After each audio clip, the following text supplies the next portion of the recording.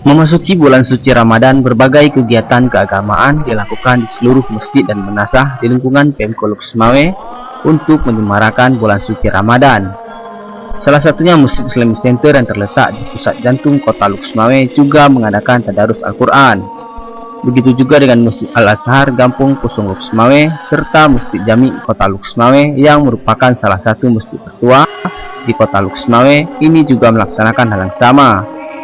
Selain tadarus, setiap masjid juga menyediakan menu berbuka puasa bersama, dan pada siang harinya ba'da salat zuhur diadakan pengajian dan pengkajian tentang ilmu agama dan tauhid oleh para ulama dari berbagai pesantren di lingkungan Pemko Luxmawe dan Aceh Utara secara bergantian.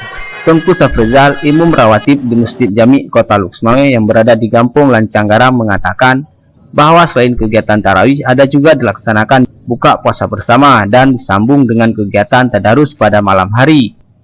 Alhamdulillah, kegiatan kami di Masjid Jami ini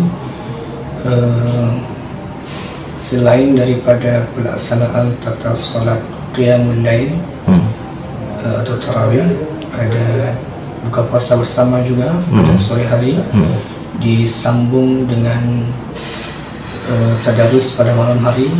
Yang lebih seru lagi itu alhamdulillah pada siang hari itu ada pembahasan tausiah.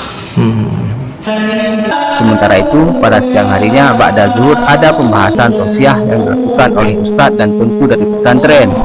Sedangkan tadarus dilaksanakan pada jam 11 malam hingga pukul 12 malam setiap malamnya.